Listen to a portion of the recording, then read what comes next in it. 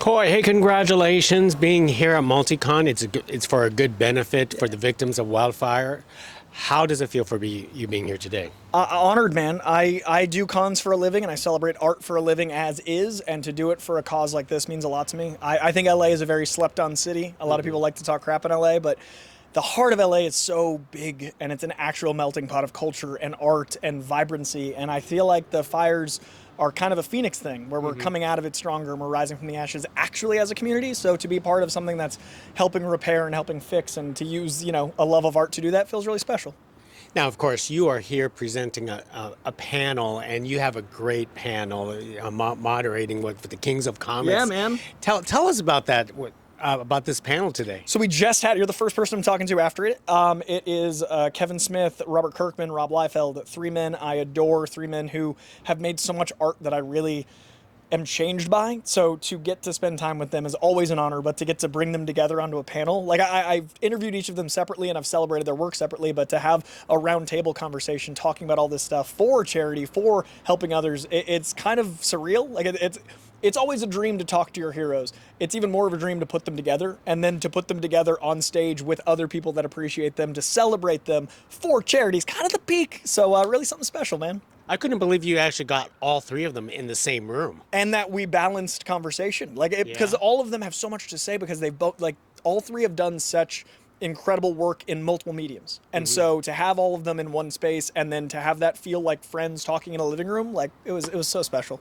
Now, what were some of the reveals that they talk about in the comic book industry today? I mean, obviously, comic books have been changing quite a bit. That was one of the things I was wondering from inside the house, right? Like, they've all been this so long. I was wondering what they experienced changing. And all of them shared this one element of it's a victory lap. Like, we all need to just appreciate the fact that we even got here.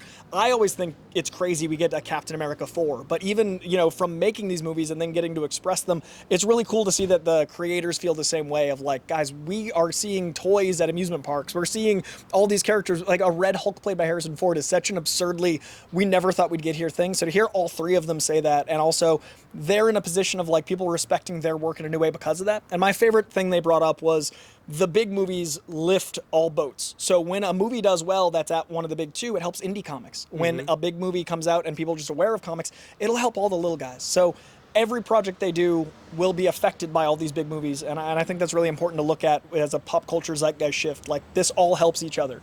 But that's actually a surprising answer, because usually a lot of people would think, they'll just watch the movies but not purchase comic books afterwards. Right, but if you are more aware of the brand, it's only going to help. So say you're walking by a store that happens to have a character that you saw in the movie. If you hadn't seen the movie, you wouldn't have even known. So that movie is going to raise brand awareness. And so, Robert Kirkman made Invincible. I read Invincible in the 2000s, 20 years ago. Those comics were coming out. My friends didn't know them, and I could try to get them to read them. It would work half the time.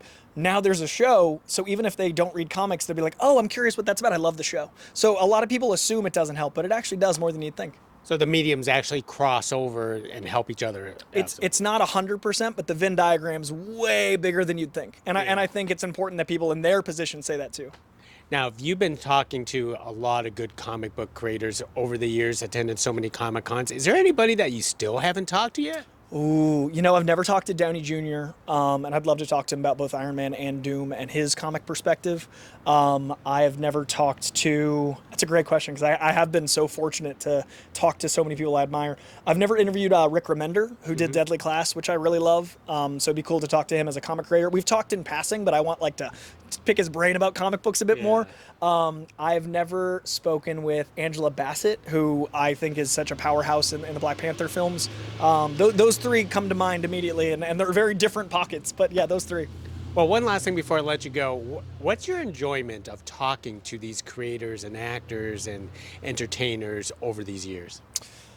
It is fulfilling. I used to be a kid that would hide his Spider-Man shirt under his Abercrombie button-up. And so to be someone who gets to talk to the people that wrote the characters that I would wear close to the chest and hide because it wasn't popular and I wanted to fit in, not feeling like I have to fit in, or accepting that this is fitting in now, talking to the people that inspired that, talking to the people that I read them in Wizard magazine, I saw their photos, to have them on stage with me and to have those conversations and to have that kind of circular validation of oh, this is as important as I thought it was, and oh, you are cool, and oh, that was how I read it. It's priceless, man.